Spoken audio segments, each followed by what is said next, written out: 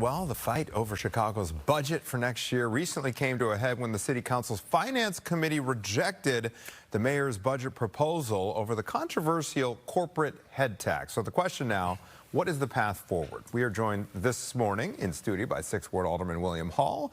Thank you for joining us here, William. Appreciate it, Alderman. All right, so before we get started, quickly tell us where you stand on the budget in its current form and its real-world impact on your constituents and other residents of Chicago. I stand on the side of the workers. I stand on the side of those in my ward who literally make close to $42,000, 70% of that.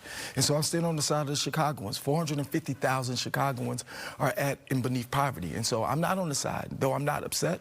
I'm not counting nobody's money, but I'm not on the side of the Winnetka, Glencoe, New Buffalo, Michigan, Michicana CEO and their corporations that are exploiting these workers, that literally, at the end of the day, all we're asking is to pay literally 15 cents to 21 cents per hour per employee. Okay. That's the corporate head tax you're referring to here. What about the folks who say that you know, the mayor is asking too much of the business community here. Businesses may leave, and that'll have a trickle-down effect on everybody if it's not a favorable economic environment for these companies. Let's talk economics real quick. Number one, companies have just been downsizing before Brandon Johnson came into office. Number two, when we look at the plight of those who've left downtown, and corporations encourage people to work from home. So now that we see that that method of madness from corporations did not work, nobody was saying nothing when corporations made $9 billion in 4 months in Chicago. The money is here, the workforce is here. All we asking is for corporations to pay for roads, pensions, lights, and pay for the security of jobs. The idea that a corporation will leave and threaten and use people as pawns is not only disingenuous, it's also causing dysfunction in wards across the city of Chicago. Nobody should live in fear. Corporations need to pay their fair share. Trump gave them record tax breaks. All we're asking for them to do is not break the backs of their workers.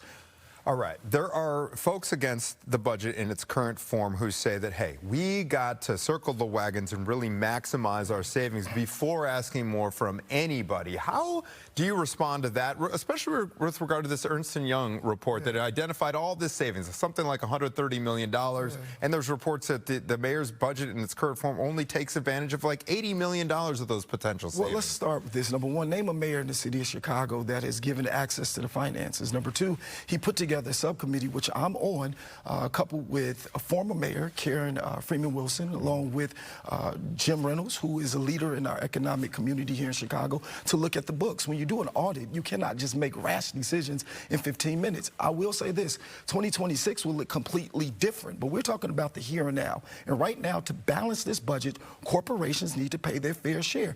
Again, we're asking for 15 cents to 21 cents, and coupled with the fact that there are carve-outs. If you're in the entertainment zone, if you're in essentially a zone of investment, if you have employees that are from Cedar or you work in Cedar, you're not even dealing with this. What we're asking is for corporations who say they want safety, pay up, who say they want mental clinics, pay up. I just find it disingenuous that there are so many that are defending corporations that have made upwards of $600 million on ICE contracts that cause dysfunction in our city where only 4 people were behind bars.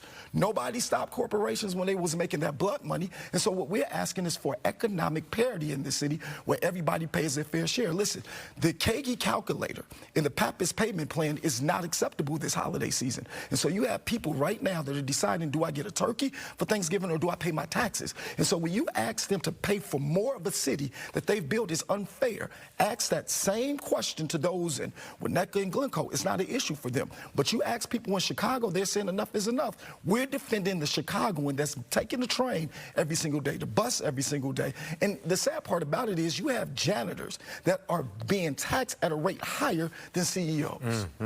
Okay, getting the wrap from our producers. However, what is the path forward? How do you get these 25 and plus members of your colleagues to get on board with what you're saying here? We got some good thinkers. Because the deadline's what, December 30th? We're not going to have a Chicago shutdown. We got good thinkers. We're going to continue to work it out. And I'm encouraged and confident in my colleagues. We'll figure it out. Okay, I hope so. I hope so. Thank you very much, Alderman. Good to see you. Thank you very much. Appreciate your time.